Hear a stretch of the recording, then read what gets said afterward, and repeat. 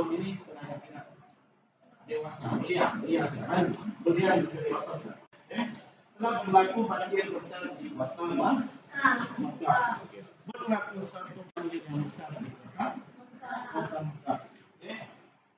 Apa yang berlaku selepas itu? Banjir tersebut menyebabkan bangunan Ka'bah runtuh dan Hajarul Aswad beralih daripada tempat terpindah. Banjir kan buatkan air keluar yang menyebabkan Hajarul Aswad balik dan terpindah. Turun lagi kan? Masyarakat lokal bergotong royong memperbaiki bangunan Ka'bah.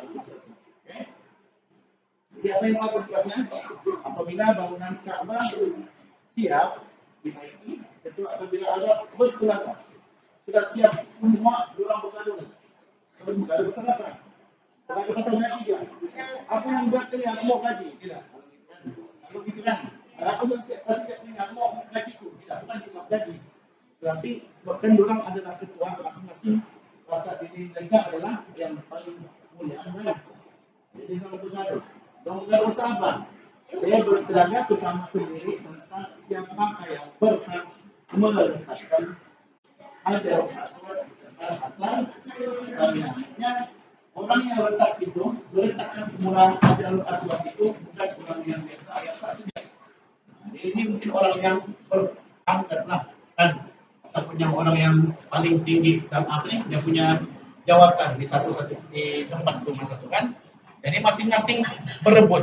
Aku lah letak gitu. Aku yang lebih layak.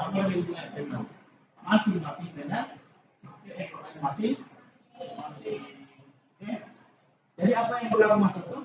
Ada seorang yang bernama siapa? Umayyah bin Al-Mughirah. Apa Umayyah ini cadangkan? Adakah dia mencadangkan dirinya sendiri? Tidak. Umayyah ini mencadangkan supaya dilantik seseorang menjadi hakim. Itu adalah satu contoh tindakan yang bijak. Dia tidak bilang kok dia tidak kasih apa kalau istilah kita kasih batu api kan? Dia tidak kasih tambah lagi orang bulan tidak. Dia cadangkan supaya dilantik seorang menjadi hakim. Pas apa yang berlaku pas itu? Apa keputusan pas itu? Mereka seberat suara bersetuju bahwa sesiapa yang mula-mula memasuki Masjid Al-Haram pada hari esok dilantik menjadi hakim. Jadi dong tunggu sampai besok. Masa bila? Masa subuhan, subuh. Jadi dengan kehendak Allah, Nabi Muhammad SAW adalah orang yang pertama memasuki Masjidil Haram pada masa tersebut. Jadi apa yang berlaku? Mereka dengan sukacita dan mereka melatih Nabi Muhammad SAW sebagai hakim. Tiada pun yang menolak. Bayangkan akhlak Nabi kan masa itu tidak ada pun yang tidak menyukai Nabi kan masa itu. Maka Nabi seorang yang terkenal dengan sifat al-amin. Tiada pun sedikit pun ceritanya yang Nabi ini berbuat jahat, berbuat silap. Itu adalah contoh akhlak yang ditunjukkan oleh Nabi. Padahal yang pilih itu, yang bersetuju itu bukan orang-orang biasa kan, semuanya di kalangan ketua kabilah kan masa itu, ketua kabilah Arab. Belum semua bersetuju Nabi Muhammad dilantik menjadi apa? Menjadi Oke. Jadi apa tadi bilang apa respon Nabi? Nabi Muhammad SAW dengan tenang serta bijaksana membentangkan serbannya. Nabi itu membentangkan serbannya ini kain kan? Kain segi berapa? Pakaian. Nabi Muhammad tenang serta bijaksana membentangkan serbannya, lalu diletakkan Hajarul Aswad di tengah-tengah di atas hamparan serban tadi. Nah, itu jangan kain persegi, Nabi letakkan Hajarul Aswad tadi di tengah-tengah serban Nabi. Jadi apa yang Nabi buat? Adakah Nabi sendiri yang meletakkannya? Nabi sendiri tidak. Aku saja. yang rusak, kamu tidak layak. Kami tidak, ada kami itu. Tidak. Apa yang kami buat? Oke. Nah, baginda meminta ketua kabilah memegang setiap bucu serban. Bucu ini setiap penjuru lah, ini yang serban kan? Dan mengangkatnya bersama-sama. Terusnya baginda sendiri meletakkan di tempat asalnya. Ya. Jadi ada semua marah. Ada yang tidak setuju masalah tidak. Semua kabilah berpuas hati dengan cara Nabi Muhammad menjadi hakim, lalu mereka mengenal Nabi Muhammad sebagai Al-Amin. Apa itu Al-Amin? Yang berarti orang yang sangat dipercayai. Okay? Tanda penghayatan dan amal. Okay? Apa yang kita lihat pada peristiwa tadi? Pada pentingnya merendah diri dalam sifat diri kamu. Satu hari nanti kamu akan jadi orang, insya Allah orang yang berjaya. Tidak kiralah apapun bidang kamu jadi dokter, kamu akan jadi guru, kamu akan jadi guru besar. Sifat merendah diri itu mesti ada di dalam diri.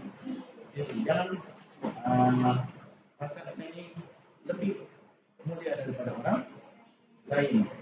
Jangan rasa kita ini lebih berhak daripada orang lain. Akulah paling bagus di sini. Akulah yang paling mulia di sini. Tidak kan? Salah satu penjelasannya sifat merendah diri dalam diri. Yang kedua, yang seterusnya apa dia?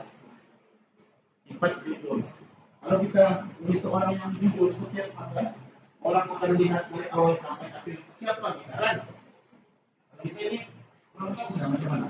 Ini tahu sudah. Oh ini kalau ini baik, rajin ini. Kalau setiap kali buat kerja, dia siapkan setiap kantor kan. Urus lah kalau kamu punya tingkah laku. Jadi pentingnya menjadi seorang yang jujur.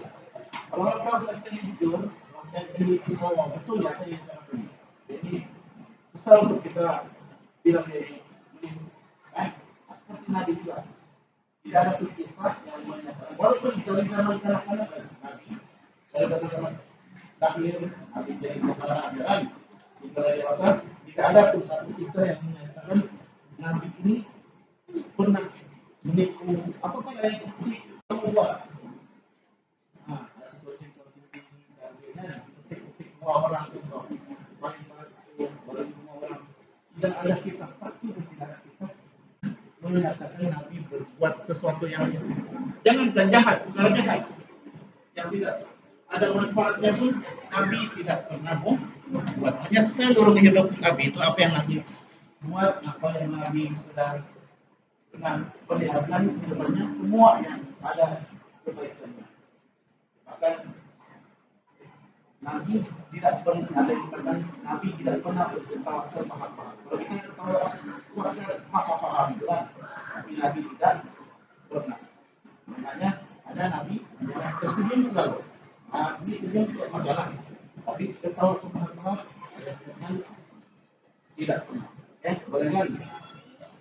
Ada apa persoalan tentang tajuk kita pada hari ini? Tajuk hari ini tidaklah terlalu banyak. Ini tidak tentang Hajarul Aswad. Oke, Ustaz mau tanya, siapa nama orang yang mencadangkan supaya dipilih hakim untuk meletakkan Hajarul Aswad tadi?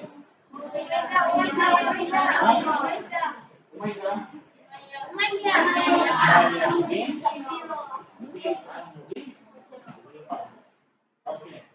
Hajarul Aswad bermaksud apa? Maksud batu ini. Asalnya dia berwarna putih, tapi disebutkan bahasa manusia. Itu kan? Kalau siapa sih ada nenek atau ataupun mama dia, bapak dia yang pernah menunaikan haji atau umrah? Kan, kamu tanya dulu. Nanti balik kamu tanya, kok nenek ataupun bapak yang siapa kan? Masa dia naik haji atau umrah? Ada cara dalam wujud untuk Hajarul Aswad? Mungkin ada, walaupun dia tidak wajib, tapi disunatkan untuk wujud Hajarul Aswad. Orang menangkap di Thailand, di Kabupaten, orang akan pucuk dinding itu adalah Hajarul Aswad. Pucuk ini tidak macam cium, kan? Dia bukan lagu itu berarti disunatkan untuk menuju Hajarul Aswad. Kan balik nanti kamu tanya, atau apa ini? Adakah dulu kamu? Adakah atau cium hajar aswad. Kan dia bilang kata, terus Mas tuh tadi kami bacakan tadi tuh kalau bilang dekat hajar aswad. Banyak hajar aswad dulu ini apa itu pernah rusak. Oleh apa? Oleh banjirnya. Lalu hajar aswad tadi terjatuh kan? Dari daripada kedudukan asalnya kan? Lalu apa yang berlaku? Asal itu semua orang kabilah bergaduh. Kamu pasti tak ada nih bergaduh sebab siapa yang lebih layak, masing-masing mau letak kembali yang hanya asal. Lalu dipilih Nabi untuk menjadi hakim dan masa tadi selesai. Tidak saja. Oke, ada soalan? Saya mengatakan Hajarul Aswad ini adalah dari surga, batu dari surga. Turun dari sebelum Nabi Muhammad lagi.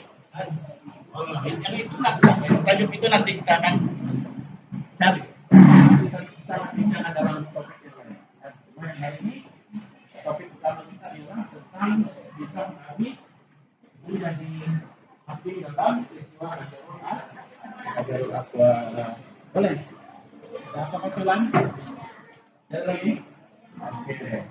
Kalau tidak ada, rasa hari ini sudah apa yang dia dari pertemuan ini tentang apa yang kita pelajari pada hari ini menjadi pelajaran untuk diri kita semua. Paling kurang pun kita memang kita bukan nabi, kita tidak mampu menjadi seperti nabi kan? Nabi orang yang jujur, tapi kita boleh mencontohi. Kita boleh mencontohi sifat dan tingkah laku Nabi Muhammad. Nabi ini seorang yang amanah, orang yang minum, orang yang apa? Mengasihi orang lain. Mengasihi orang tua. Banyak kisah-kisah kan Nabi tinggal dengan daturnya, bisa Nabi tinggal dengan siapa lagi? Dengan pakciknya kan. Nabi ini di situ pun nampak sudah. Kisah Nabi ini seorang yang sangat-sangat mempunyai akhlak yang sangat tinggi. Boleh. Oke, itu saja ini. Sekarang lihat kisah ini dan membuat tentang boleh kan? Oke, boleh. Oke, boleh duduk.